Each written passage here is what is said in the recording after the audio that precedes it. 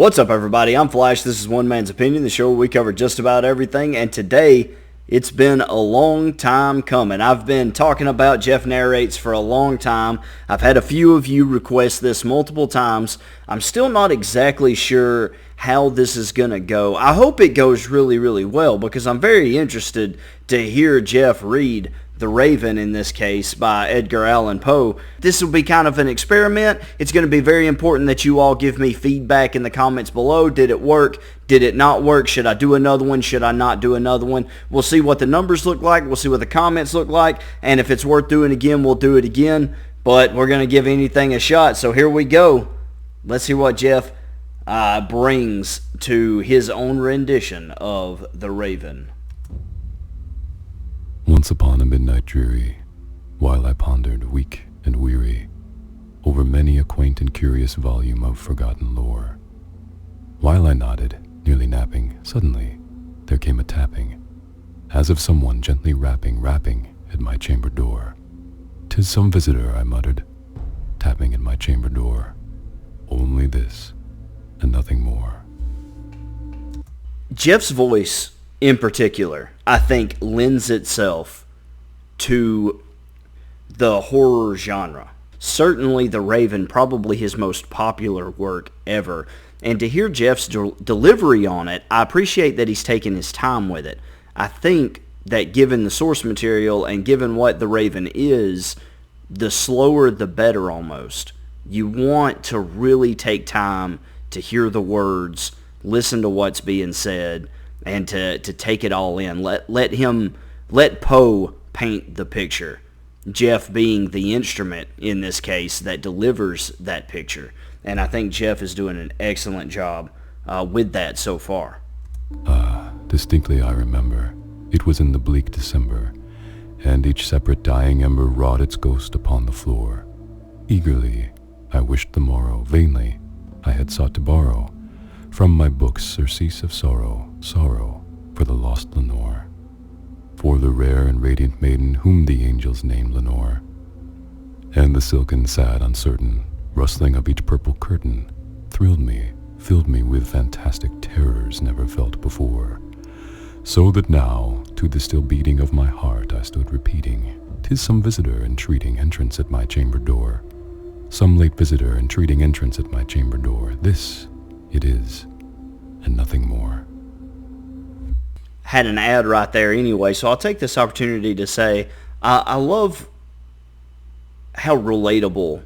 You think about how long ago Edgar Allan Poe wrote this and how relatable it still is to this day. If you've ever lived alone or spent very much time alone and had something that kind of creeped you out just a little bit happen, maybe while you were home alone at night, you heard something, a noise, you weren't sure what it was exactly, and so you kind of have that inner monologue a little bit. You kind of talk to yourself and kind of tell you, it's just somebody, some late night visitor tapping at my chamber door. It's just this.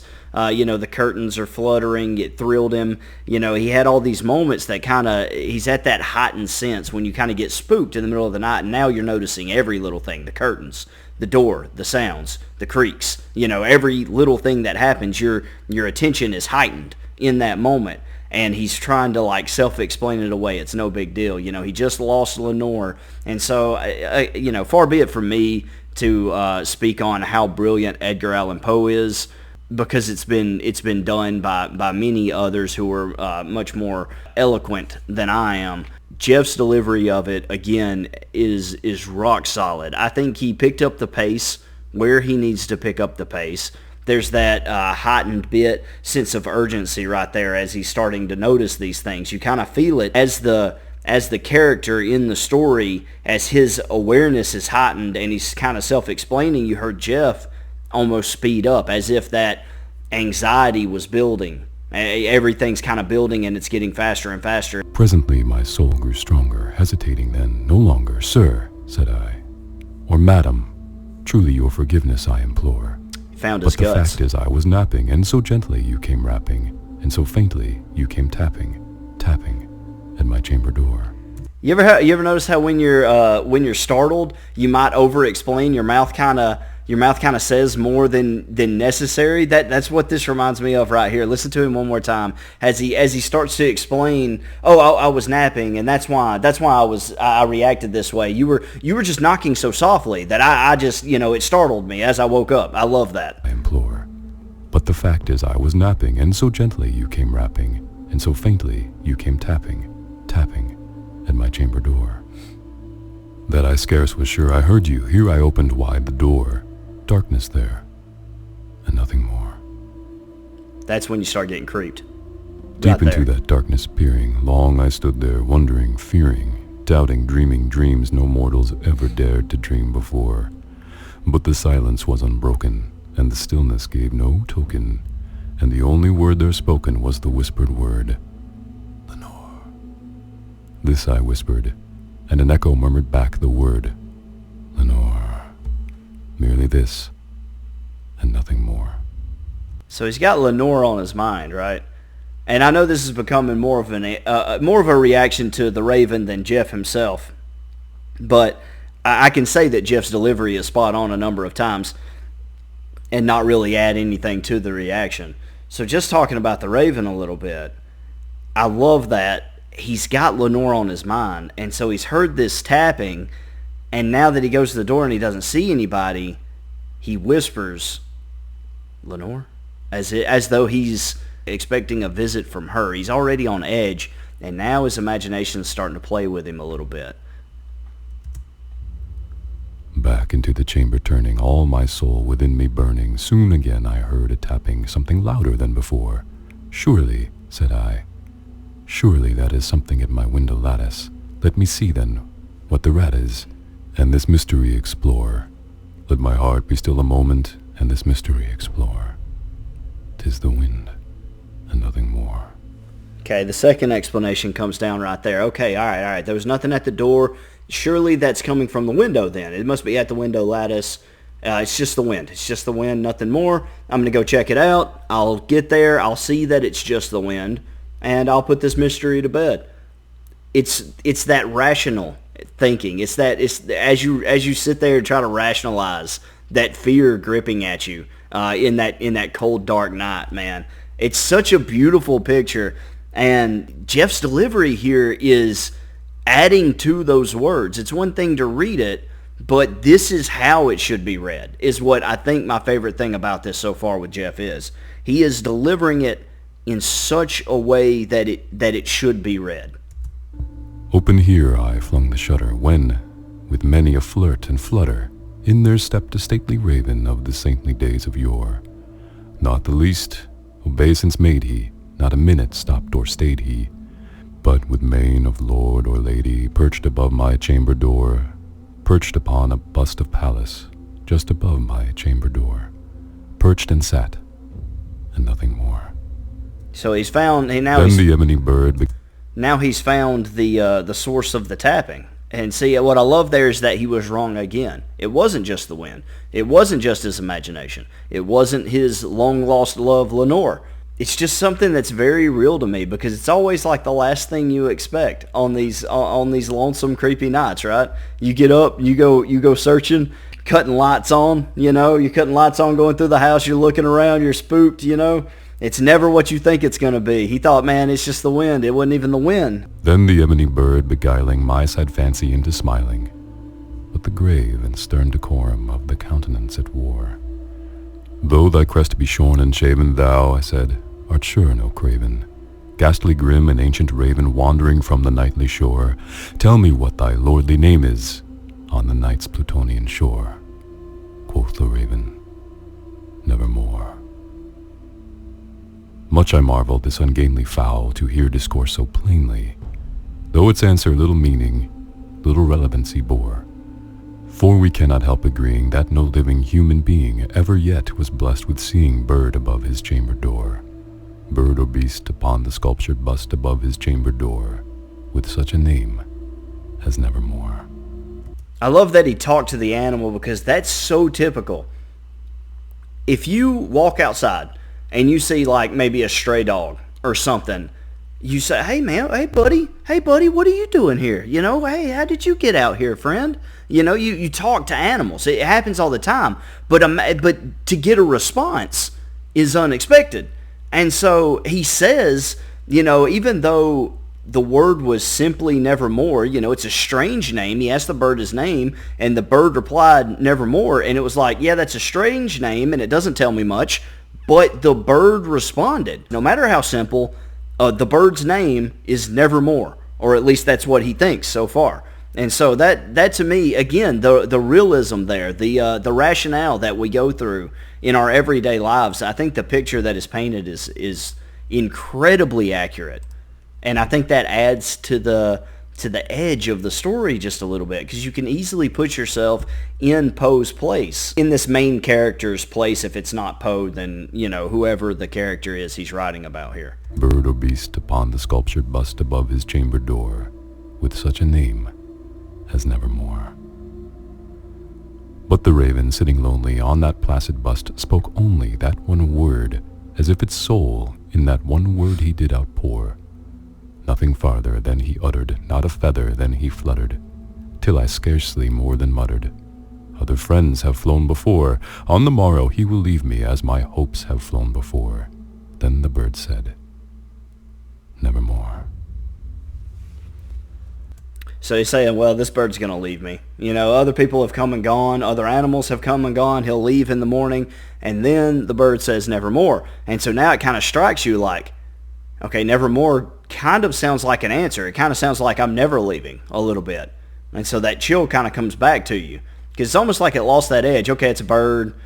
It said nevermore. That's interesting. But it's like, okay, I'm having a conversation with a bird now. So you know what? The tension's gone. And then you say something like that, and the bird's like, nevermore. I'm not leaving. I'm here to stay. And that chill kind of comes back, and it's like, okay, that's a little creepy. That's a little weird.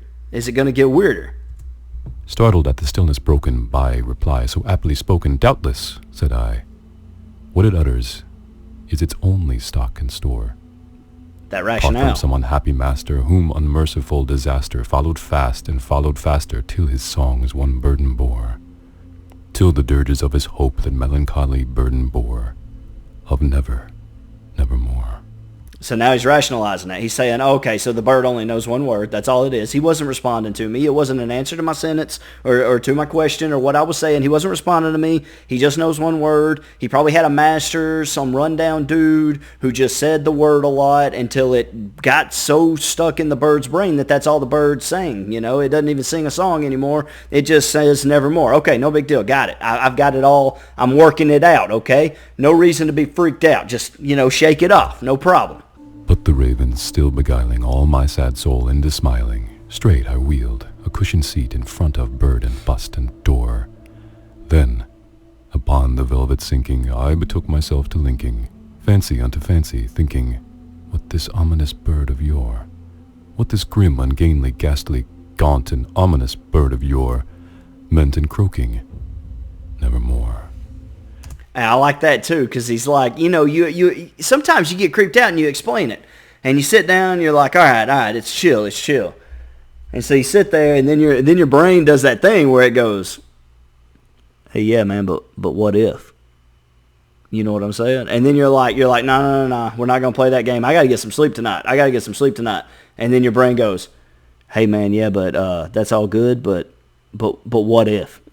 Think about this. Think about this bird a little bit. Think about what this bird is saying to you. What could that mean? Maybe there is a deeper meaning here. Maybe there is more going on. All of a sudden, you're sitting there and you're trying to relax, and you're just like, yep, here we are. This is what we're doing tonight. We're going to be talking about this bird all night. Me, myself, and I just sitting here trying to figure this bird out and why it says nevermore. This I sat engaged in guessing, but no syllable expressing to the fowl whose fiery eyes now burned into my bosom's core. Internal dialogue. This and more I sat divining, with my head at ease reclining, on the cushion's velvet lining that the lamplight gloated o'er. But whose velvet violet lining with the lamplight gloating o'er? She shall press, nevermore. Now his mind is getting back to Lenore a little bit. He's starting, it just kind of creeps in. Those thoughts kind of creep back in on him. Methought the air grew denser, perfumed from an unseen censer, swung by seraphim whose footfalls tinkled on the tufted floor. Wretch, I cried, thy God hath lent thee, by these angels he hath sent thee, respite, respite and nepenthe from my memories of Lenore. Quaff, oh quaff this kind nepenthe, and forget this lost Lenore. Quoth the raven, nevermore. So then the smell, he can, all of a sudden the perfume he's talking about, all of a sudden he can smell her, he can see her. Those memories come flooding back, and he's getting frustrated. He's like, I've got to get rid of these memories. I got to quit thinking about Lenore. I've got to move on with my life. It's over, And then the raven's right there in his ear, nevermore. You're never going to forget. And it's just that, this raven only says nevermore, but when he chooses to say nevermore seems just a little too convenient at this point, because it always comes right when there's something to respond to, just at the worst time, and it always has the most ominous meaning. It's really dope. It's really dope. Prophet, said I, thing of evil, prophet still, if bird or devil, weather tempter, sent in weather tempest tossed thee here ashore. Desolate, yet all undaunted, on this desert land enchanted, on this home by horror haunted, tell me truly, I implore. Is there balm in Gilead? Tell me, I implore. Quoth the raven, nevermore. All right, so you ever get really frustrated with something? You'd be driving in your car, and you're really frustrated. Maybe it's just some guy driving down the street. Maybe something happened at work. Maybe you got an argument with your significant other, and all of a sudden you find yourself having an out loud argument with yourself about an argument that never really took place, and you've taken it to this whole other level that it never was. But there you are, and you're sitting there and you're frustrated. I hope I'm not the only one, because I'm going to sound kind of insane saying this. But, there you are, you're having this out loud argument with yourself and pretending that the other person's arguing with you, even though they're not there. You're by yourself. You're just having this goofy argument with yourself. It's kind of like that right here with Poe. Poe's kind of got frustrated at this point. He's like, okay, all right, fine. If you're sent here by God or a devil or whatever you are, you tell me. Since you want to talk, since you want to nevermore at me, you tell me what the answer is. And he kind of spills it all out. And then, of course, he gets the answer he knows he's going to get. Nevermore. Prophet, said I, thing of evil, prophet still, if bird or devil, by that heaven that bends above us, by that God we both adore. Tell this soul, with sorrow laden, if within the distant Aden it shall clasp a sainted maiden, whom the angels name Lenore. Clasp a rare and radiant maiden, whom the angels name Lenore. Quoth the raven, nevermore. I think what's so tortured about the raven, what's so tortured about it, is that he knows what answer he's going to get. And so he's kind of asking questions with the absolute intention, almost wanting to hear a different answer, almost begging the raven to say something else, say anything else. Calling the raven a prophet. You're this messenger, huh? You just show up and you just keep saying this. And so I'm just going to keep throwing this stuff at you, this stuff I've been internalizing and dealing with my lost Lenore. I'm going to keep asking you these questions, and he knows what answer he's going to get. And I think that is the most tragic part of the whole poem. Be that our sign of parting, bird or fiend, I shrieked upstarting, get thee back into the tempest and the night's Plutonian shore. Lost his patience. Leave no black plume as a token of that lie thy soul has spoken. Leave my loneliness unbroken, quit the bust above my door. Take thy beak from out my heart, and take thy form from off my door. Quoth the raven, nevermore. That anger really built up in him. Now he's yelling at this bird. He's telling him, get out of here, man. Quit filling my heart with these sorrowful messages of nevermore. And the bird just, of course, continues nevermore. And let me say one thing right here about Geoff reading this thing out. He has me completely enthralled with the story. A story I've read and heard read many, many times over. And I think it's a real testament to his delivery that he's not made this about himself. He is delivering the raven in such a way that it does justice and enhances the material. And I know I kind of said that a little bit earlier on, but I don't think it could be overstated by any measure.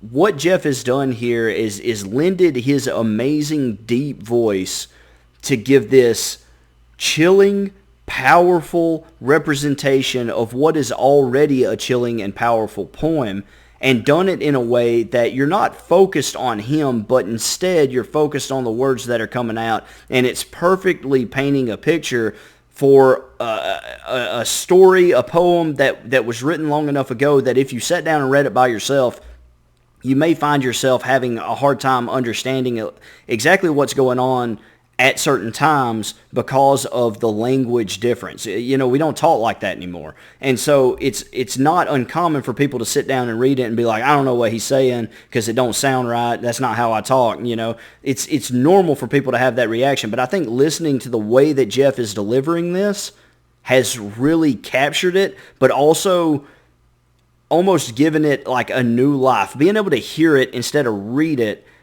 you really pick up on a little bit more. Your eyes don't skim past unimportant details. Instead, you get every word individually, and I think it paints the whole a little bit better. And the raven, never flitting, still is sitting on the pallid bust of Pallas just above my chamber door. And his eyes have all the seeming of a demon's that is dreaming, and the lamplight, o'er him streaming, throws his shadows on the floor. And my soul from out that shadow that lies floating on the floor shall be lifted nevermore. I like that finish. You know what? It took a long time. I know this was a long reaction, but you know, I had a lot. I felt like that I wanted to say about the poem in general. I don't know how many people will stick through the whole thing and listen to it all. I hope you do. I wouldn't mind doing this again. Obviously, these are going to be a little bit longer because if I'm going to give feedback, you know, to an 8-9 minute video, then that's at least going to double, if not in some cases triple. And so you just have to go into it recognizing that you're going to be in for a longer reaction. But if that's something that interests you, be sure to let your voice be heard down in the comments below. Because otherwise, if I don't get a whole lot of positivity here, it's not something that I may do again. So it's going to be really up to you guys. So let me hear it in the comments below. Make sure you like or comment below if it's something you want to hear me do it again. As far as this goes in particular, I like that nevermore there at the end. And just the haunting nature of the raven chilling and just still sitting above his chamber door, you know, there at the end. It really gives this, like the man is haunted by the memory of his lost and loved Lenore, but now this bird has become a representation of that haunting, and now he is haunted. And like he said, you know, his shadow will never be lifted. It's like he's gone into this depression now over it that he feels that he will never get out of. And I think it's such a brilliant poem. Be sure to sound off in the comments what you thought. Let me know. I'm going to get out of here. I've kept you way too long. This has been One Man's Opinion. Thanks.